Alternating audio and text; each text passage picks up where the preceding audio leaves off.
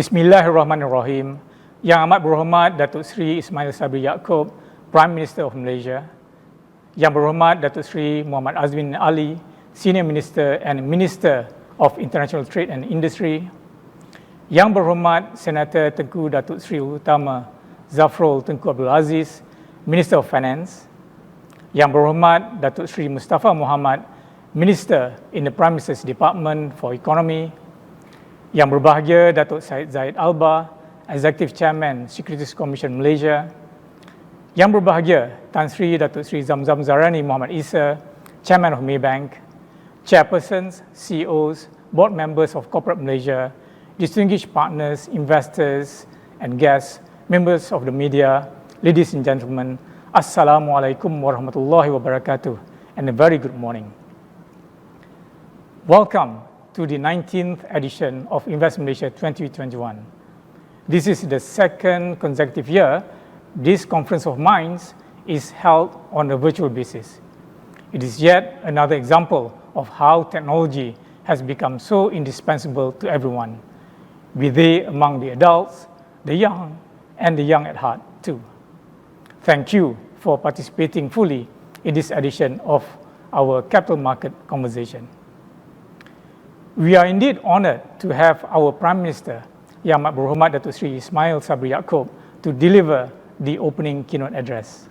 You will hear how the Prime Minister plans to hold, not only to address the economic challenges, but also to shape the nation with an eye on the future as a high-income nation where every citizen has an equitable share. The Prime Minister's keynote will then be followed by the Finance Minister, Yang Berhormat Senator Tengku Datuk Seri Utama Zafrul Tengku Abdul Aziz, who will deliver a special address. We will then continue with a fireside chat with Yang Berhormat Datuk Seri Mustafa Muhammad, Minister in the Prime Minister's Department for Economy, which I have the honor to moderate later, exploring the opportunities and challenges in the 12th Malaysia Plan. Thereafter, we will have a very special panel session on GLICs with the theme Refreshed Mandate Recharge Capabilities, which will be moderated by our CEO, Datuk Omar Swift. This will be followed by a special keynote address by Yang Berhormat Senior Minister Datuk Seri Muhammad Azmin Ali, who will share Malaysia's progress in trade, attracting the right kind of investments, and the development of our trade agreements with ASEAN and the world. Ladies and gentlemen, it is fitting that the program for today's session revolves around economic reform, the 12th Malaysia Plan, the transformation of Malaysia's GLICs, and the topic of resilience. It is not focused only on the immediate challenges of our times, but the means by which we will create the building blocks to ensure we can succeed sustainably far into the future. This global COVID-19 pandemic hits harder and faster than what our collective experience could predict. Even when compared to the Asian financial crisis of 1997-1998, the global financial crisis of 2008, and the various resultant issues that have roiled the world in the last decade. With more than 237 million cases and 4.8 million deaths worldwide, as reported by the World Health Organization to date, it is causing untold suffering globally. Malaysia alone has recorded some 2.3 million cases and more than 27,000 deaths as of yesterday. Global economy contracted by 3.2% in 2020, with the UK suffering from the steepest contraction of 9.8%. Malaysia obviously was not spared, with our GDP contracting by 5.6% in 2020. Unemployment rate rose to 4.8% in July 2021, before moderating to 4.6% in August 2021. Median monthly household income declined by 11.3% from 5,873 ringgit in 2019 to 5,209 ringgit in 2020. poverty incidence rate increased from 5.6% in 2019 to 8.4% in 2020, meaning some 640,000 households are now living below the poverty line income of 2,208 ringgit per month. In order to deal with this pandemic, the government has announced 8 economic stimulus packages totaling 530 billion ringgit from Prihatin back in March 2020 to Pemulih in June 2021, including fiscal injection amounting to 83 billion ringgit.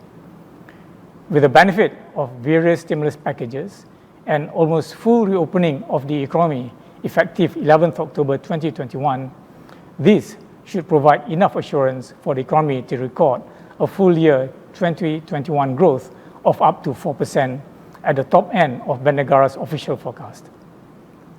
Barring unforeseen circumstances, I am hopeful the 2022 GDP growth of 6% as forecast by Maybank will be realized. This will lead to lower unemployment rate and improved household income and well-being of the people in 2022 and beyond, in line with the 12th Malaysia Plan targets. One of the major enablers of our economic recovery is obviously our vaccination program, which deserves special mention. Although factors beyond our control had delayed the vaccination rollout to February 2021, we have come very far since then. With full vaccination rate of 66.1% of the total population and 90.6% of the adult population as at 12th of October, Malaysia's vaccination program is one of the most successful programs in the world. Credit must go to all frontliners and everyone involved in the program. What did we learn from past crises and what are we learning now?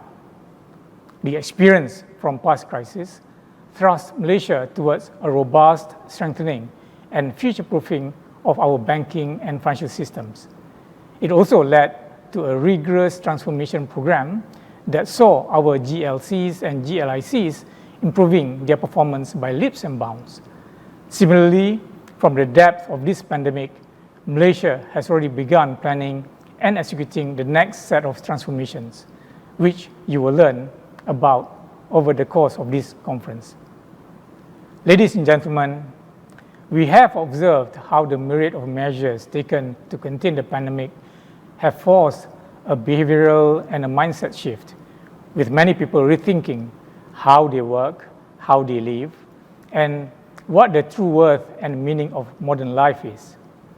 I see this mindset shift as an important ally we will need to take on the world's next great challenge, which is climate change. A stress test conducted by the Swiss Re Institute predicts that the world economy could shrink by as much as 18% in the next 30 years if no climate change mitigation actions are taken. Failure to achieve the UN Sustainable Development Goals 2030 will negatively affect billions worldwide, damaging livelihoods, exacerbating poverty, and the spread of diseases. During the tabling of the 12th Malaysia Plan in Parliament on 27th of September 2021, the Prime Minister reiterated Malaysia's intention to reduce greenhouse gas emissions intensity by 45% of GDP by 2030. The Prime Minister also announced Malaysia's aspirations to achieve net zero greenhouse gas emissions as early as 2050. This is, of course, subject to the outcome of the long-term low emissions development strategy, or LTLEDS study, to be completed by the end of 2022. The Prime Minister has also announced, following the conclusion of the Malaysian Climate Action Council meeting on 11th October 2021, the proposed implementation of a domestic emissions trading system, or DETS, by the Ministry of Environment and Water, CASA, in cooperation with the Ministry of Finance and Bursa Malaysia. This scheme involves the development of a single platform for domestic carbon credit transactions. DETS has the potential to attract lower carbon emission investments, enhance the competitiveness of Malaysian-made products internationally, and generate sustainable financial resources for Malaysian entities. We at Bursa Malaysia are grateful for the trust placed upon us, and we look forward to working closely with CASA, MOF, and other agencies towards the development of the domestic emissions trading scheme. Ladies and gentlemen, Bursa Malaysia and the capital market has had a great year in 2020. Business volume, as measured by the average daily trading value, doubled from 1.9 billion ringgit to 4.2 billion ringgit. The FBM KLCI increased by 2.4% to 1,627 points, the second best performing market in the region. Business momentum continued into the first half of 2021, with average daily trading value increasing to 4.4 billion ringgit. But with the worsening COVID-19 cases and prolonged movement control orders previously, the FBM KLCI declined by 5.8% to 1,533 points as at 30th June 2021, making our market one of the least performing markets in the region for the first half of 2021. The good news is that the market has since recovered significantly since then. Foreign funds turned net buyers for the first time since June 2019, with net inflow of 1.1 billion ringgit in August 2021 and 0.8 billion ringgit in September 2021. The KLCI was up 4.4% since the end of June 2021 to close at 1,600 points yesterday, 13th of October.